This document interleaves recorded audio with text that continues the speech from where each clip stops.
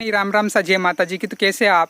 आज मैं आपको मेरे खुद की मोटिवेशनल स्टोरी सुनाने वाला हूँ कि जब मैं डीमोटिवेट हो जाता हूँ या जब मैं डिप्रेशन में होता हूँ तो मैं क्या करता हूँ। क्योंकि आज का जो युवा है वो भी मेरे जैसे ही है। क्योंकि मैं टेंशन लेता हूँ तो जाहिर सी बात है कि जो सारे युवा है वो टेंशन लेते हैं, तो अपने को टेंशन नहीं लेने। तो चलिए शुरू करते हैं कि मैं जो हूँ एक मिडिल क्लास फैमिली से हूँ, यानी कि मैं मध्यम वर्गीय परिवार से आता हूँ। तो मेरे पास जो है विटामिन ए, यानी कि जो अपने पैसे की जो होती है ना, वो दिक्कत तो बनी रहती है।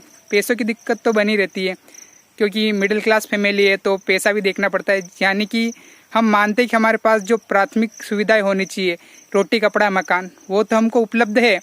पर फिर भी जो एक समाज में प्रतिष्ठा पाने की जो होड़ हो, समाज में आगे बढ़ने की जो होड़ होती है, उसको पाने के लिए हमें निरंतर संघर्ष करना पड़ता है और हमें करना भी चाहिए, क्योंकि यही ज़िंदगी का सार है, जीवन का सार यही है।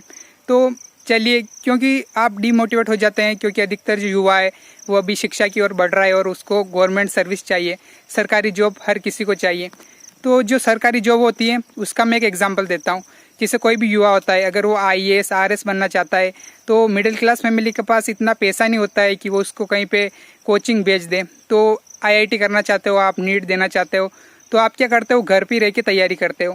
तो मैं आपको बताना चाहता हूँ, क्योंकि जो मिडिल क्लास फैमिली का जो युवा होता है वो ये चाहता है कि मैं कम समय में अधिक पैसा प्राप्त करूं, क्योंकि उसकी फैमिली को पैसे की ज़रूरत होती है। तो वो ज़्यादा से ज़्यादा पैसा लेना चाहता है, वो भी कम उम्र में। यानी कि मेरी एज अभी 20 साल की है, तो मैं भी यही चाहता हूं कि क्यों ना मैं कुछ अपने परिवार के लिए कुछ कमाऊं और उसको कुछ देना चाहता हूं। तो अपने को ऐसा नहीं करना है। मैं एक एग्जाम्पल के थ्रू आपको समझाना चाहता हूँ। मान लीजिए कि एक कार है, उस कार के 4 पहिए होते हैं। तो सबसे ज़्यादा मेहनत कौन करता है?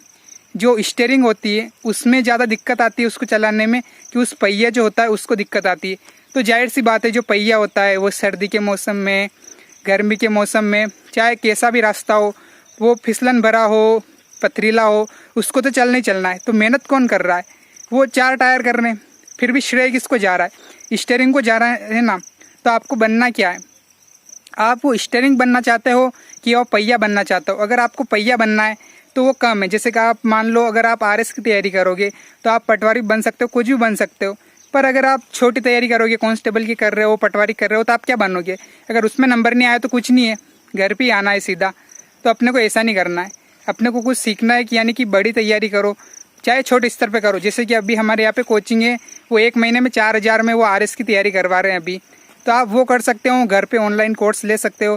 तो आपको डीमोटिवेट नहीं होना है। बहुत बहुत धन्यवाद, बहुत बहुत धन्यवाद। मिलते हैं अगले वीडियो में।